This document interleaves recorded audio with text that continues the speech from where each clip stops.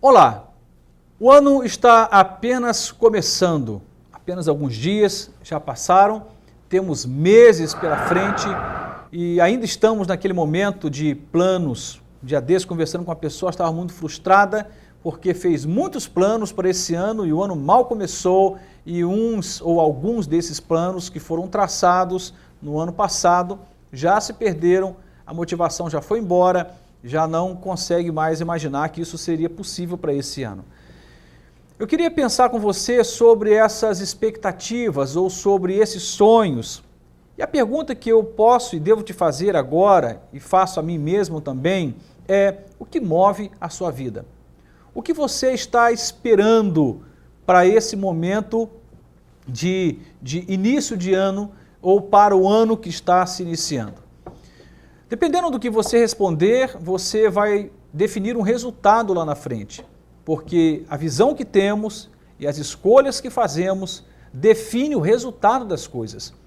Eu não suporto a ideia de alguém que se vê como vítima o tempo todo. É muito óbvio que em algum momento nós seremos vitimados por alguma situação, circunstância, por alguma pessoa, mas via de regra, nós somos o que escolhemos ser, nós temos o que escolhemos ter. O que somos hoje é resultado de escolhas do passado, e o que será 2015 é resultado das escolhas que estão sendo feitas agora, inclusive, não só estas, as que foram feitas antes, porque há um efeito, né, de carona, escolhas feitas há 10 anos atrás podem interferir no hoje, mas fundamentalmente as escolhas feitas já nesse início de ano podem definir como será 2015. O texto que eu quero ler, já lido anteriormente, mas é a base da minha reflexão nessa ocasião, é Gálatas 2:20. Escute só o que diz a palavra de Deus. Já estou crucificado com Cristo, e vivo não mais eu, mas Cristo vive em mim. E a vida que agora vivo na carne, vivo-a pela fé do Filho de Deus, o qual me amou e se entregou a si mesmo por mim. O apóstolo Paulo, ele foi, e a história diz isto com muita firmeza, foi um homem que passou por uma experiência de mudança muito radical. Ele era um perseguidor de cristãos, um homem obstinado por colocar homens e mulheres tementes a Deus atrás das grades, um homem punitivo, um homem com um ardor pela missão, e a missão dele era prender cristãos. E além disso, um homem muito culto, de uma cultura multidisciplinar, ele conhecia muito de filosofia, de teologia, ele era um homem que dominava várias línguas, uma pessoa realmente capaz, mas ao mesmo tempo vazio de propósito em vários aspectos. Sobretudo porque ao perseguir pessoas, ele estava perseguindo o seu semelhante, e em algum momento isso custaria um preço para ele mesmo. Mas uma coisa interessante é, tão logo ele se dá conta da vontade de Deus, tão logo ele experimenta a graça de Jesus, tão logo ele se rende ao amor e à graça de Cristo, ele se descobre, e ao se descobrir ele decide algo: eu não quero viver mais do meu jeito, vivi até agora. Eu conduzi a minha vida pelos meus valores pessoais, pelas minhas verdades absolutas, eu conduzi a minha vida por uma perspectiva egoísta e particular, mas a partir de hoje eu não quero viver mais desse jeito. Eu escolho abrir mão do que penso, sinto ou até mesmo acredito para viver do jeito de Cristo. E aí que ele vai dizer: já estou crucificado. A cruz é sinônimo de morte.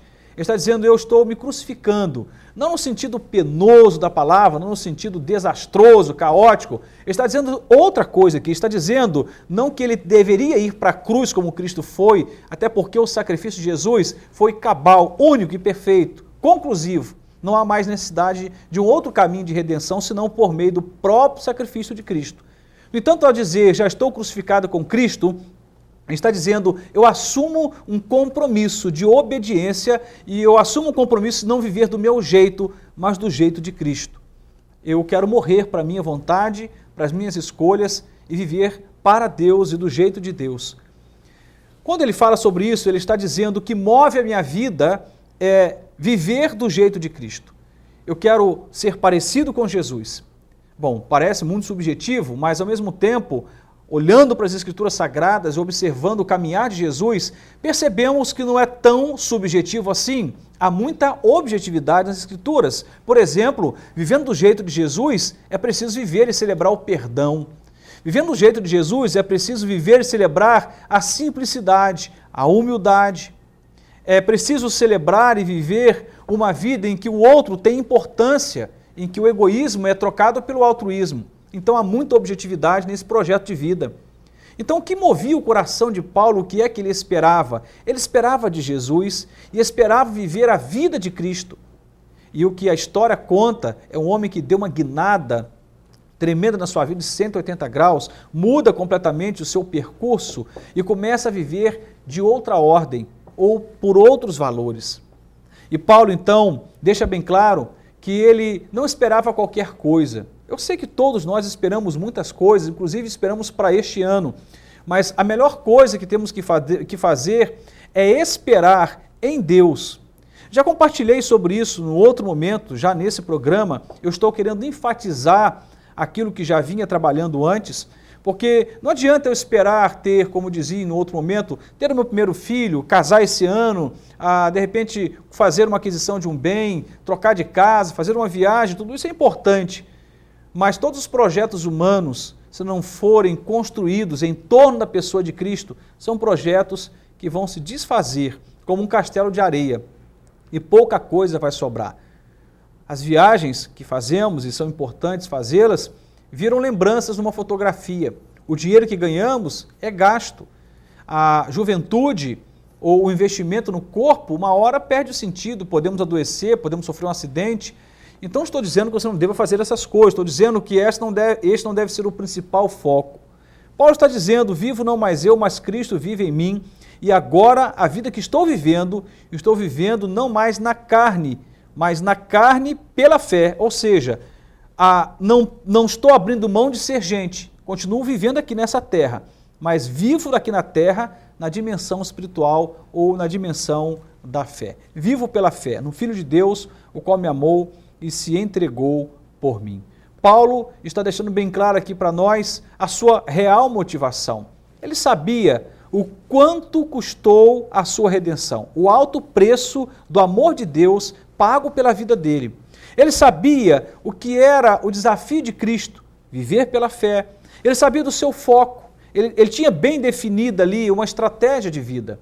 Automaticamente isso muda muita coisa, porque à medida em que eu olho para essa perspectiva de Paulo, eu entendo que nem tudo que eu espero vai se realizar. E eu quero fechar dando um foco exatamente nisso. Por que muitos dos nossos planos fracassam? Por que muitas expectativas são frustradas? Por que muitos desejos do nosso coração não se realizam? Tantas coisas planejadas no início do ano, aí chegamos no final do ano com tantas frustrações. Uma delas é porque estamos construindo nossos sonhos, expectativas, motivação no lugar errado ou em torno da pessoa errada.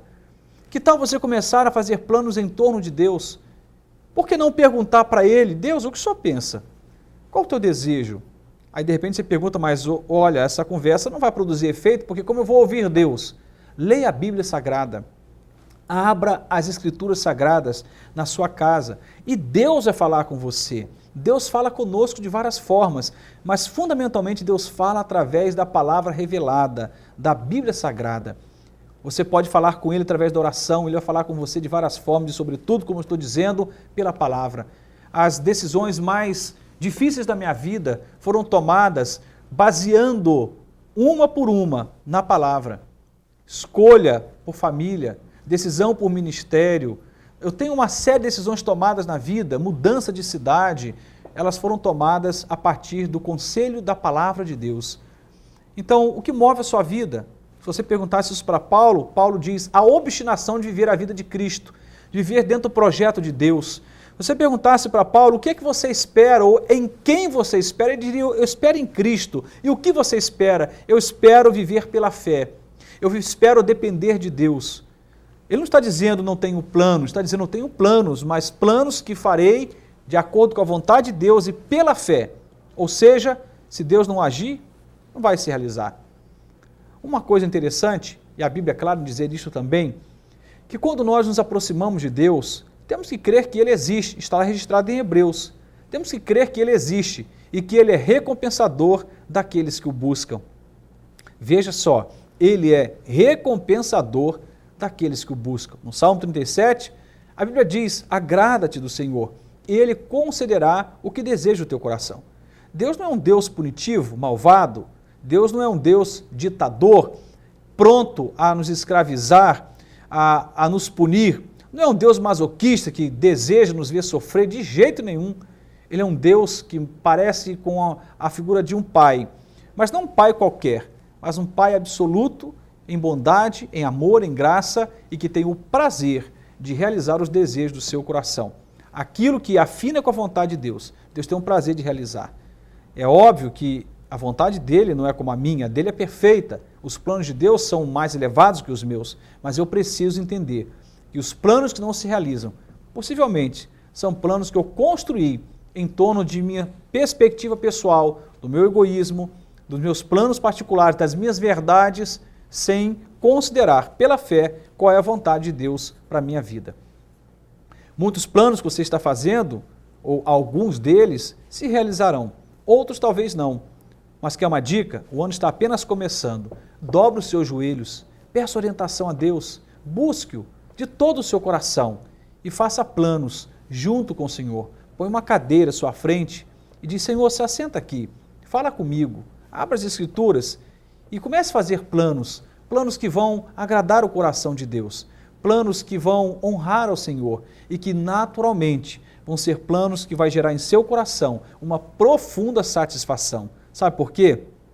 Segundo as Escrituras Sagradas, os planos de Deus não podem ser frustrados. Se são de Deus, haverão de se cumprir na sua vida e você será alegre, satisfeito, abençoado, pleno naquilo que Deus tem para você. O que você espera para esse ano? Pergunta já feita em outra ocasião. Espere agradar ao Senhor e viver pela fé. Faça planos, mas faça junto com o Senhor e pela fé. Ore, dependa dEle, realize com Ele, vá para a batalha, mas faça isso na presença de Deus e com a ajuda de Deus. Que Deus nos ajude a termos um ano abençoado, próspero, um ano rico da presença de Deus e de muitas conquistas para o louvor da sua glória. Amém. Que Deus assim o faça.